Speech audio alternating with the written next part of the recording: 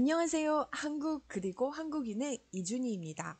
사실 단양편 두 번째 시간에서는요, 단양의 진짜 정말 중요한 인물인 정도전에 대해서 이야기하려고 합니다. 조금 이야기가 길어질 것 같아서 따로 2부에 넣었습니다. 고려 말의 상황과 정도전과 이성계의 조선 건국 이야기 이번 시간에 해보겠습니다. 그러면 먼저 도담산봉으로 가볼게요. 도담산봉은 단양 팔경 중에서 가장 잘 알려져 있는 팔경 중에 하나입니다.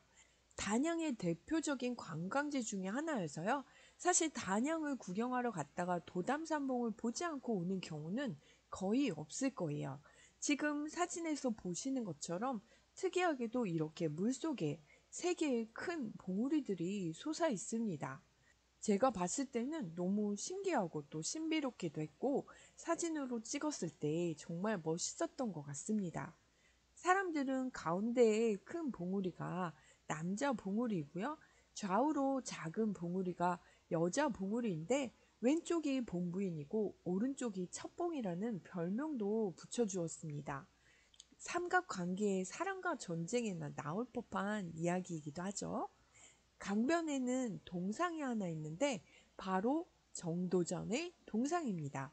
그리고 정도전의 호가 바로 삼봉이고 이곳 출신이면서 단양을 대표하는 인물이죠.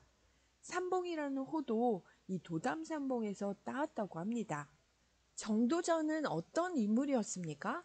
네, 바로 이성계를 도와서 고려를 망하게 하고 조선을 세운 1등 공신이기도 합니다. 그런데 사실 정도전이 이곳 단양 출생이 아니라 경상도 봉화군 출신입니다. 그런데 외조모가 이곳 단양 우씨의 노비 출신이라서 이 출신 성분이 항상 꼬리표처럼 붙어 다녀서 인간적인 모욕을 당하기도 했고요. 그리고 또 그로 인해서 끊임없이 문제를 일으키고 피를 부르기도 했습니다. 먼 옛날인 고려시대에는 이렇게 어디 출신, 누구의 제자였는지가 정말 중요한 문제가 되기도 해서 조금 안타까운 면도 있었죠. 정도전의 아버지는 어떤 분이셨냐면 고려 때 형무상서 벼슬을 시작해서 중앙 관료까지 승진했지만 그래도 이런 것이 문제가 되기도 했습니다. 정도전은 공부하면서 이색과 교류하고 정몽주, 이승인, 하륜 같은 유학자들과 함께 공부했고 이들은 모두 다 신진 사대부들이죠. 정도전은 공민왕 때 과거 시험을 보고요. 급제해서 공민왕의 총애를 받으면서 정계로 진출합니다. 향리 집안 출신의 신진 사대부로 정도전은 꽤 강직한 성품으로 유명한 인물이기도 합니다. 정도전은 공민왕과 함께 원나라의 간섭에서 벗어나고자 개혁 정치를 펼쳤지만 아쉽게도 공민왕이 시해되면서 이후 귀양을 가게 되었습니다. 그 당시의 고려 상황은 어땠을까요? 공민왕 이전까지 고려는 원나라의 간섭으로 왕들도 이름에 충자가 들어가 있었는데요. 원나라가 너희는 신하니까 우리한테 충성해라 라는 의도로 왕의 이름에 충자를 넣었습니다. 그래서 충렬왕, 충선왕 등 6명의 왕들이 충자의 이름을 갖고 있었고요. 그 다음 왕이 바로 공민왕입니다. 공민왕이 반원 정책을 시행하면서 더 이상 시호에 충자가 들어가지 않게 됐습니다. 원나라의 간섭이 어느 정도였냐면 당시의 고려 왕자는요 원나라로 볼모로 끌려가서 거기서 원나라 말을 배우고 생활하기도 했고요. 원나라 사람과 결혼시키고 그리고 고려의 왕으로 즉위시키고 또 마음에 안 들면 얼마 안 되어서 바로 폐위시켰다가 또 다시 복위시키고 이런 과정을 반복해서 충자가 들어간 왕들은 폐위와 복위를 반복했을 정도였습니다. 고려 말의 상황이 어땠는지를 잘 보여준 드라마가 있는데요. 바로 하지원과 주진모, 지창욱이 나왔던 기왕후라는 드라마입니다. 원나라의 순제의 제2왕후가 바로 기왕후인데요. 바로 고려 여자였습니다. 원나라에 바쳐진 공녀가 실제로 원나라 순제의 두 번째 황후가 되었던 실제 역사를 가지고 만든 드라마입니다. 당시 고려는 충혜왕인데요. 충자가 드러난 왕 중에 네 번째 왕이 바로 충혜왕입니다. 그런데 역사에서는 충혜왕은 고려 말 임금 중에서 최악의 폭군으로 평가받고 있는 인물이지만 드라마에서는 하지원을 사랑한 순정남으로 그려져서 역사 왜곡 논란이 많았지만 시청률은 대박이 났던 드라마가 바로 기왕후입니다. 실제 충혜왕은 어린 시절부터 이 불교 사찰에 불을 지르기도 하고요. 불량배들과 어울려서 여자를 겁탈하고 술을 마시기도 하고요. 왕이 되고 나서는 사냥판을 벌이는 이런 남봉꾼이었습니다. 아니, 사냥을 하는 것이 뭐가 그렇게 나쁜가요? 라고 할 수 있지만 당시 사냥판을 벌이는 것은 그냥 활 들고 나가서 싸우는 그런 정도로 보시면 안 됩니다. 호위무사도 따라와야 되고 요리사도 와야 되고 짐꾼도 와야 되고 또 사냥터에 출입 못하게 하는 경비병도 세워야 되고 이 사냥꾼을 찾으려면 몰입꾼 백성들 수백 명을 움직여야 하기 때문에 돈이 장난 아니게 드는 행사이고 왕이 사냥을 자주 나갔다는 것은 그만큼 낭비가 심하고 놀기를 좋아했다는 뜻이기도 합니다. 충혜왕은 방탕한 행동 때문에 원나라에 의해서 폐위되었다가 다시 복위되기도 한 인물입니다. 기왕후는 원나라 황후의 자리까지 오른 것뿐만 아니라 태자까지 낳으면서 진짜 핵심 권력자로 부상했던 인물인데요. 당시 고려는 이런 기왕후를 뒷배로 해서 친원 세력이 판을 쳤습니다. 그들을 권문세족이라고 불렀는데요. 친원 세력의 이 핵심 인물인 기왕후의 배후에는 기식, 기철 등 6명의 형제들이 있었고요. 여동생 덕분에 고려와 원나라에서 모두 득세하고 왕 앞에서도 막강한 권력을 행사했던 인물들입니다. 공민왕은 그럼 이렇게 막강한 원나라의 지배에 어떻게 반기를 들었을까요? 공민왕은 고려에서 태조 왕건 다음으로 잘 알려진 왕이고 한마디로 이야기한다면 개혁군주였습니다. 한국사 시험에서도 꼭 나오는 고려왕이 바로 공민왕이니까 여러분 꼭 기억해 두셔야 됩니다. 공민왕도 원나라에서 10년간 볼모 생활을 했습니다. 그리고 21살 때 원나라 위왕의 딸 노국공주와 혼인했는데 이 원나라에서 오래 생활하다 보니까 원나라의 사정에 대해서 훤히 알게 됐고요. 이 원나라가 내륙 각지에서 반란이 끊이지 않고 원나라의 멸망이 멀지 않았음을 간파한 왕이기도 합니다. 공민왕은 고려 왕으로 즉위하자마자 변발을 풀어헤치고 원나라 옷을 벗는 과감한 모습을 보여주었습니다. 사실 당시 고려 왕들은 모두 중국풍으로 변발을 했어야 하지만 이것을 끊어낸 인물이 바로 공민왕입니다. 아니 그런데 공민왕 혼자서 이게 가능할까요? 원나라의 실세와 이렇게 관계를 맺고 있는 인물들이 많았는데 이게 가능했습니까? 이것을 도와준 사람들이 바로 신진 사대부들입니다. 이들은 충선왕 때 많이 등용돼서요. 공민왕 때 본격적으로 이 반원 정책을 시행할 정도로 성장했습니다. 원나라를 등에 업고 이 부정부패를 일삼으면서 많은 재산을 축적한 사람들이 바로 권문세족들이었고 이에 반대해서 새롭게 등용된 인물들이 신진사대부들이었습니다. 이 중에서는 이색, 정몽주, 길재, 정도전 같은 인물들이 있었는데요. 대부분은 하급 관리나 향리 집안 출신의 인물들이었습니다. 이 부정부패를 저지르는 권문세족들을 자유롭게 비판했고요. 불교에도 비판적이었고 이 반원 세력의 핵심 인물들이 바로 신진사대부들입니다. 사실 공민왕의 개혁 정치는 공민왕이 암살되면서 실패했는데요. 신진사대부들 중에 일부가 혁명을 일으켜서 나중에 이성계와 손을 잡고 조선을 건국합니다.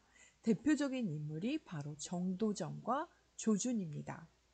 공민왕의 모습을 볼 수 있는 영화가 바로 쌍화정입니다. 조인성과 주진모, 송지효가 출연했고요. 주진모가 여기서 공민왕을 맡았습니다. 아니, 아까 기왕후에서는 충혜왕을 맡았는데 쌍화점에서는 공민왕을 맡아서 고려왕의 전문 배우가 되었네요. 그런데 이 쌍화점은 굉장히 당시 논란이 많았던 영화입니다. 이 영화가 상당히 야했고 또 동성애에 관련된 이야기들이 있어서 청불영화 등급을 받았을 정도였습니다.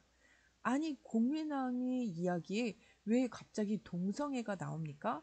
네, 사실 공민왕이 노곡공주와 애틋한 사랑을 한 걸로도 유명하지만 동성애에 대한 논란이 있어서 그렇습니다.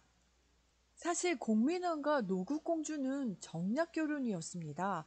그렇지만 공민왕의 정치에 결정적인 영향을 준 인물이 바로 노국공주이기도 합니다.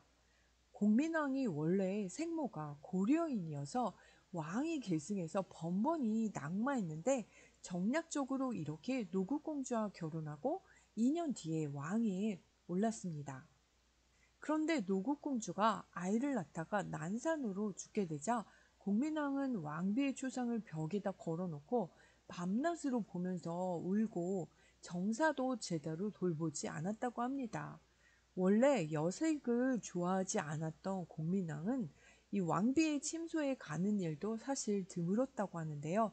아들을 얻지 못한 공민왕이 왕비가 죽은 뒤에 계비를 드리기도 했지만 역시 후사를 얻지 못했고 그때 불공을 들이며 축원을 해준 사람이 신돈인데요. 신돈과의 인연 때문에 공민왕의 말로는 좋지 않게 됩니다. 공민왕은 나이 어린 미소년들을 뽑아서 자제위로 두었는데요. 그러면서 동성애에 빠졌습니다. 자제위와 후궁들을 나중에 동침시키기도 하고요. 자제위를 시켜서 자신의 후궁을 임신시키기도 합니다. 결국 자제위였던 최만생과 홍윤 등이 공민왕의 침소에 들어서 공민왕을 살해합니다. 공민왕의 왕릉은 현재 북한 개성에 있습니다. 그런데 고려 왕릉 가운데서 유일하게 부부가 같이 묻힌 쌍릉이고요. 현존하는 가장 아름다운 왕릉으로 알려져 있습니다. 나중에 북한과 통일이 되면 꼭 가보고 싶은 왕릉 중에 한 곳이 바로 공민왕릉입니다. 그런데 공민왕의 다음 왕은 누구입니까? 노국공주도 아이를 낳다가 죽었고 후궁이 낳은 아이는 공민왕의 아이가 아니었고요. 그러면 다음 왕은 누가 될까요? 다음 왕은 10살의 왕위에 오른 우왕입니다. 공민왕의 아들로 알려졌는데요. 이게 참 요상합니다. 신돈의 아들인지 공민왕의 아들인지 알 수가 없습니다. 공민왕이 신돈의 집에 자주 드나들 때 신돈의 여종 반야라는 미인을 보고 총애하게 되면서 신돈이 공민왕에게 이 여인을 바쳤다고 합니다. 그래서 낳은 아들이 바로 우왕인데요. 이성계의 일파는요, 우왕 신시설, 그러니까 우왕이 바로 신돈의 아들이다 라는 주장을 내세워서 나중에 우왕을 폐위시키고 죽입니다. 많은 학자들은 이성계가 조선 건국에 정당성을 부여하기 위해서 만든 모함이라고 여기고 있습니다. 이번에는 신돈이 어떤 인물인지 알아보겠습니다. 신돈은 사실 스님입니다. 개혁가이면서 동시에 요승이라고 불리기도 하는데요. 요승은 요사스러운 승려의 줄임말입니다. 고려 말에 갑자기 등장해서 이 공민왕의 총애를 잇고 절대 권력을 손에 쥐었던 인물인데요. 백성들의 칭송을 받았던 스님이었다고 처음에는 알려져 있는데 어느 날 공민왕이 꿈에 자신을 해치려는 자객을 어떤 스님이 물리쳐주는 이런 꿈을 꾸고 얼마 후에 바로 신돈을 만나게 되었는데 그 꿈에 본 스님과 너무 닮아서 신돈에게 푹 빠졌다는 설이 있습니다. 신돈은 말솜씨가 굉장히 좋았고요.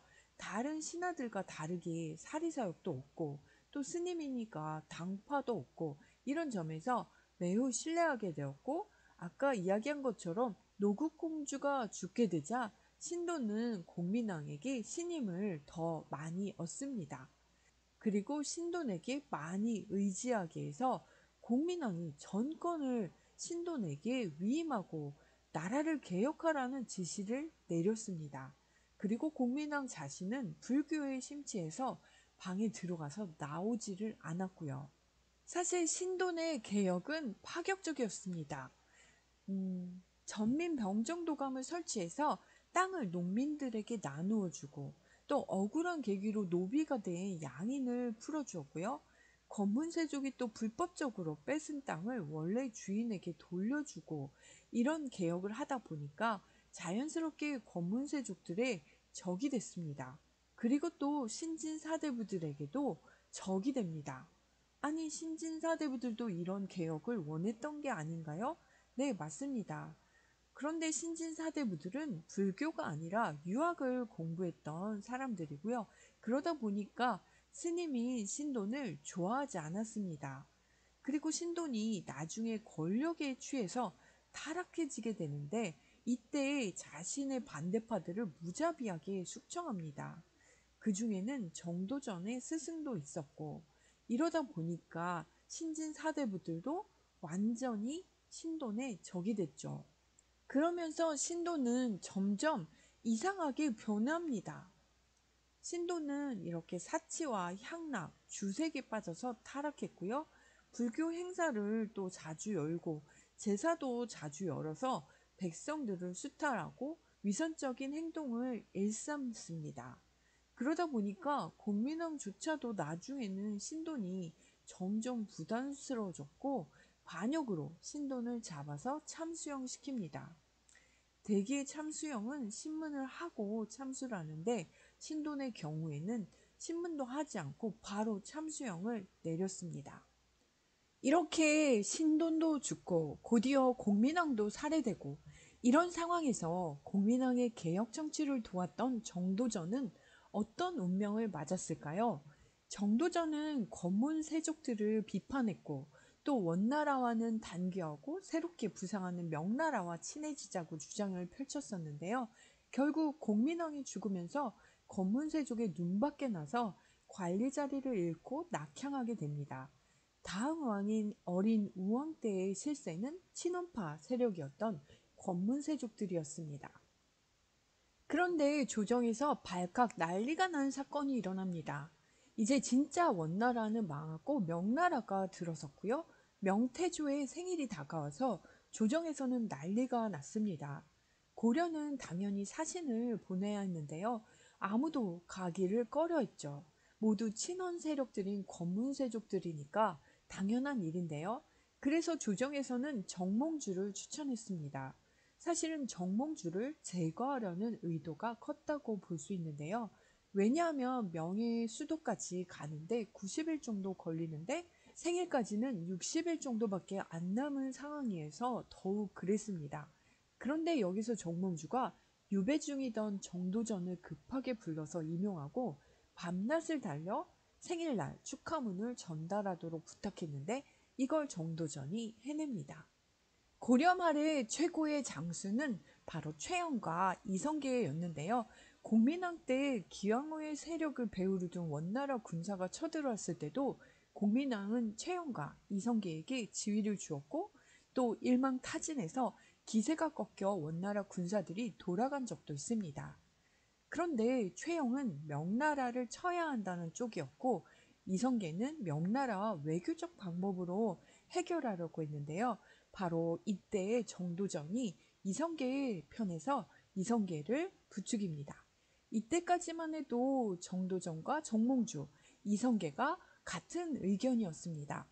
고려에 가망이 없음을 알았고요. 위화도 회군으로 권력을 이제 이후에 장악하게 된 이성계가 우왕을 폐위하고 그 다음 왕이 된 9살 창왕을 폐위할 때까지 그 다음 왕인 공양왕을 옹립할 때까지만 해도 정몽주, 정도전, 이성계는 뜻이 같았습니다. 이렇게 어린 왕들이 다 폐위되고 죽어나가니까 사실 아무도 왕을 하고 싶어 하지 않았습니다. 이 왕씨 집안에서 가위바위보로 왕이 된 왕이 바로 공양왕입니다. 정도전과 정몽주는 공통점이 많았는데요. 둘 다 향리 집안 출신이고 어린 시절 같이 성리학을 공부했던 인물들이고요. 신진 사대부들이었고 과거 급제자였습니다. 그리고 이성계의 책사로서 둘 다 열심히 개혁 의지가 높았던 인물들입니다. 그러나 그들의 죽음은 모두 이방원의 손에 의해서 죽게 되는 운명을 맞습니다. 그러나 이 둘이 갈라서게 된 것은 정도전은 이미 고려에는 희망이 없으니까 새로운 왕조를 세우자였었고요. 정몽주의 경우에는 기존의 고려에 아직도 희망을 갖고 개혁하려 했다는 점이 다르다고 할 수 있습니다. 정몽주는 공양왕과 함께 마지막 반전을 노렸지만 결국 공양왕은 폐위되고 처형당했습니다. 그리고 이성계에 의해서 새로운 조선이 1392년 세워지게 됩니다. 새 왕조를 건설하기 위해서 정몽주를 설득하려고 마지막까지 나섰던 인물이 바로 이성계의 다섯째 아들 이방원입니다. 보시는 것처럼 유명한 시가 남아있죠. 바로 이방원이 부른 하여가와 정몽주가 부른 단신가입니다. 결국 정몽주는 이방원에 의해서 개성 선축교에서 철퇴를 맞아 죽음에 이르게 됩니다. 정몽주와 정도전 그리고 이성계, 이방원 모두 한뜻으로 개혁을 하려고 같이 움직였었지만 결국 뜻을 달리하면서 정몽주는 이렇게 비참한 최후를 맞았습니다. 정도전은 조선을 건국하기 전부터 고려의 권문세족들이 가지고 있던 땅을 모두 백성들에게 나눠주기 위해서 토지 문서를 불태우기도 했고요. 과전법을 발표하기도 했습니다. 조선이 건국한 뒤에는 과거제를 통해서 실력 있는 인재들을 등용했습니다. 이전까지 내가 어느 집안 출신의 누구 이런 것이 아니라 진짜 실력을 가진 인재들을 모았습니다. 그리고 노비 해방도 주장했고요. 이성계는 조선을 건국하고 수도를 한양으로 옮겼는데요. 그런데 이게 굉장히 말도 안 되게 빠르게 2년 만에 완성했고요. 설계를 시작한 지 몇 개월 만에 착공을 했을 정도였습니다. 사실 한 나라의 수도를 옮기는 것은 쉬운 일이 아닐 텐데요. 정도전이 이런 건축 설계부터 전체 도성의 윤곽을 다 그리고 이거를 굉장히 빠른 시일에 완성한 거는 정말 능력이 출중하다고밖에 말할 수 없을 것 같습니다. 게다가 정도전은 이렇게 몸으로 뛴 것뿐만 아니라 조선 건국의 기틀을 다 잡았다고 해도 과언이 아닙니다. 조선 경국전, 고려국사, 그리고 경제문감, 그리고 불시잡변까지. 근데 사실 불시잡변은 고려가 불교의 나라였고 조선은 유교의 나라였기 때문에 불교가 우리 인간 세계에 대해서 그릇되게 인식한다. 불교를 안 좋게 비판하는 내용의 책이었습니다. 그런데 이렇게 모든 기틀을 만들어 놓고 정도전은 어떻게 해서 이방원에 의해서 죽게 되는 겁니까? 그것은 바로 왕자의 난 때문입니다. 이성계에게는 첫 번째 부인에게서 얻은 6명의 왕자가 있었고요. 이들은 모두 이성계를 도와서 조선 건국에 기틀을 마련하고 전장터에 나가서 함께 싸웠던 왕자들입니다. 그런데 이성계가 첫 번째 부인인 신의 왕위가 죽고 나서 신덕왕후를 부인으로 얻는데 여기에 두 아들을 낳습니다. 그런데 신덕왕후 욕심이 너무 과했습니다. 어린 방석을 이성계의 후계자인 왕세자로 올립니다. 그리고 정도전이 이방석을 지지했던 것이죠. 이성계의 아들들 정말 화가 나겠죠? 그 중에서도 이방원 정말 똑똑했는데요. 이방원을 주축을 해서 이 어린 방석을 제거해버리고 정도전까지 죽입니다. 이 사건이 바로 1차 왕자의 난입니다. 이방원은 아버지를 위해서 정몽주를 살해하기까지 하고 이렇게 손에 피를 묻혔는데 10살밖에 안 된 이복 동생을 이렇게 왕세자로 올리니까 화가 많이 났던 것 같습니다. 게다가 정도전에게 정말 화가 났던 일은 그렇게 조선 건국을 위해서 목숨을 걸고 싸웠는데도 공신책봉에는 이방원의 형제들에게는 아무런 공신책봉이 없었다는 점이죠. 이성계의 아들들 중에서 이방원은 과거 시험도 급제할 정도로 정말 똑똑한 인물이었고 이성계도 항상 이방원을 굉장히 자랑스럽게 생각했었는데 방석이를 세자로 책봉하면서 아버지와 아들 간 굉장히 틀어지게 되죠. 이성계의 두 번째 부인이 낳은 방석과 방번을 제거했던 이방원이 그러면 다음 왕이 되나요? 아닙니다. 둘째 형이었던 방과가 나중에 정종이 되고 두 번째 임금이 됩니다. 이방원이 야심이 많은 인물이긴 하지만 바로 임금이 되면 다른 형들이 싫어했겠죠? 정종은 3년 동안 그렇게 허수아비 임금 노릇을 하다가 이방원에게 왕위를 넘겨주었습니다. 3대 임금 태종이 바로 이방원입니다. 그 사이에 방언과 넷째 형인 방간 사이에 또 무력 충돌이 일어나서 다시 한번 왕자들끼리 싸우는 일이 벌어지는데 이게 바로 2차 왕자의 난입니다. 같은 친형이었기 때문에 형을 죽이지는 않고 멀리 귀양 보냈습니다. 나이가 있었던 태조 이성계는 이렇게 왕자의 난이 있으면서 진짜 화가 좀 났겠죠. 그래서 옥새를 들고 고향인 함흥으로 가버렸습니다. 태종 이방원은 왕위에 있으면서 아버지 때문에 늘 마음이 좀 아팠고 궁궐로 모시려고 신하들을 여러 번 보냈지만 도대체 신하들이 보내기만 하면 깜깜무소식이었죠. 그래서 한 번 가면 돌아오지 않는 사람을 가리켜서 함흥차사라는 말이 생겨나기도 했습니다. 이성계를 도와서 조선을 세웠던 건국의 1등 공신 정도전의 죽음은 비참했습니다. 1차 왕자의 난 때 정도전은 친구 남은의 첩집에 있었는데 이방원이 들여닥쳐서 끌려갔습니다. 그는 실록에는 죽기 전에 목숨만은 살려달라고 구걸했다고 적고 있지만 역사는 승자의 기록이기 때문에 이 말은 사실이 아닐 것으로 추측됩니다. 2부에서 할 이야기가 정말 많았는데 시간이 다 되어서 여기까지만 하겠습니다. 단양편 여러분 수고하셨습니다.